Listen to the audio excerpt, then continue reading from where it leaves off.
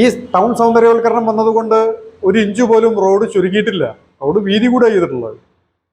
പക്ഷെ പല ആളുകളും പറയുന്നത് ഫുട്പാത്ത് വന്നു, മറ്റത് വന്നു, അതെല്ലാം കൊണ്ട് റോഡ് ചുരുങ്ങിപ്പോയി. റോഡ് ചുരുങ്ങിപ്പോലല്ല യഥാർത്ഥത്തിൽ ഉണ്ടായിട്ടുള്ളത്. വസ്തുത മനസ്സിലാക്കാതെയാണ് അത്തരം പ്രചരണങ്ങൾ നടക്കുന്നത്. ചങ്ങരംകുളത്തെ രൂക്ഷമായ ഗതാഗത കുരുക്കിന് പരിഹാരം കാണണമെന്ന് CPM നേതാക്കൾ വാർത്താ സമ്മേളനത്തിൽ ആവശ്യപ്പെട്ടു.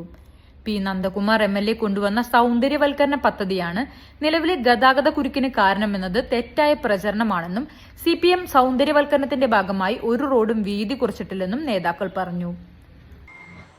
നമുക്കെല്ലാവർക്കും അറിയാവുന്നതുപോലെ ചങ്ങരംകുളം ടൗൺ പഴയതല്ല. ഇപ്പോൾ കഴിഞ്ഞ ഗവൺമെന്റിന്റെ കാലത്ത് ശ്രീ നന്ദകുമാർ MLA ശരിയായ ഇടപെടലും ഫണ്ട് വകയിരുത്തിക്കൊണ്ടാണ് നമ്മുടെ ചങ്ങരംകുളം ടൗൺ സൗന്ദര്യവൽക്കരണം എന്ന പദ്ധതി കൊണ്ടുവന്നത്. ആ പദ്ധതിയുടെ ഏറെക്കുറെ 60-65% പ്രവൃത്തി പൂർത്തീകരിച്ചിട്ടുണ്ട്. പക്ഷെ ഇപ്പോഴുള്ള പ്രശ്നം, അതിന്റെ പണികൾ തുടർന്ന് നടക്കേണ്ടതാണ്. ഇപ്പോഴുള്ള പ്രശ്നം ചങ്ങരംകുളത്ത് വലിയ രീതിയിലുള്ള ഗതാഗത കുരുക്ക് വന്നിരിക്കുന്നു എന്നുള്ളതാണ്. ഇന്ന സമയമൊന്നുമില്ല, ഏത് സമയത്തും വലിയ ട്രാഫിക് ജാം ഉള്ള രീതിയിലേക്ക് ഒരു വാഹനം ഇവിടെ വന്നു പോയാൽ അരമണിക്കൂറോ 1 മണിക്കൂറും വേണം കടന്നു പോകാൻ. ചില ദിവസങ്ങൾ അതിലും കൂടുതൽ എടുക്കുന്നുണ്ട്. അപ്പം അതിന് എതിരായിട്ടൊരു പ്രചരണം നടക്കുന്നുണ്ട്.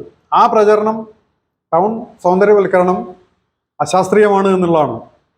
അനധികൃതമായി കച്ചവടം നടത്തിയിരുന്ന ഷെഡുകൾ, auto, taxi, traveller, pickup parking കേന്ദ്രങ്ങൾ എന്നിവ തടസ്സമില്ലാതെ മറ്റൊരിടത്തേക്ക് മാറ്റിയാണ് സൗന്ദര്യവൽക്കരണത്തിന് സ്ഥലം കണ്ടെത്തിയത്.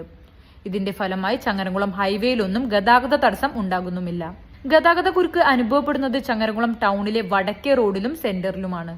ചില കച്ചവട താൽപര്യങ്ങളുടെ അടിസ്ഥാനത്തിൽ കഴിഞ്ഞ ജൂൺ മാസത്തിൽ ആലങ്കോട് പഞ്ചായത്ത് ഭരണസമിതി വിളിച്ചു ചേർത്ത ട്രാഫിക് റെഗുലേറ്ററി കമ്മിറ്റിയുടെ ഏകപക്ഷീയമായ പരിഷ്കാരങ്ങളാണ് ഗതാഗത കുരുക്കിന് കാരണമെന്നും നേതാക്കൾ ആരോപിച്ചു. ഇത്തരം വിഷയങ്ങളിൽ തീരുമാനമെടുക്കുന്നത് സർവകക്ഷി യോഗം വിളിച്ചു ചേർത്താണ്. അതിനുള്ള മര്യാദ ആലങ്കോട് പഞ്ചായത്ത് ഭരിക്കുന്ന UDF ഭരണസമിതി കാണിച്ചില്ല.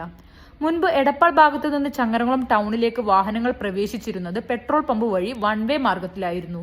അതുപോലെ ചങ്ങരംകുളം ടൗണിൽ നിന്നും കിഴക്കേ റോഡിലേക്ക് പ്രവേശനം വടക്കേ റോഡ് വഴി ചുറ്റിവരണമായിരുന്നു. അല്പം ദൂരപ്രശ്നം ഉണ്ടായിരുന്നെങ്കിലും അന്ന് ഗതാഗത കുരുക്ക് ഇല്ലായിരുന്നെന്നും അതിനെ തകിടം മറിക്കുകയാണ് ട്രാഫിക് റെഗുലേറ്ററി കമ്മിറ്റി ചെയ്തതെന്നും CPM നേതാക്കൾ ആരോപിച്ചു.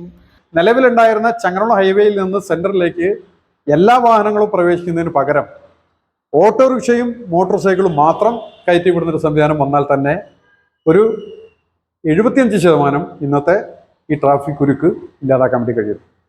നിലവിലുള്ള വൺവേ സംവിധാനം അതേപോലെ നിലനിർത്തി ചെറിയ പരിഷ്കാരം എന്ന രീതിയിൽ ഈ ഓട്ടോറിക്ഷയും മോട്ടോർ ബൈക്കും ചങ്ങരംകുളം ഹൈവേ ജംഗ്ഷനിൽ നിന്ന് സെന്ററിലേക്ക് കടത്തിവിടുന്നതിലേക്ക് മാറണം എന്നുള്ളതാണ്. ഇനിയിപ്പോൾ തിരക്ക് കൂടാൻ പോവാണ്, ഓണക്കാലം വരാൻ വേണ്ടി പോവാണ്.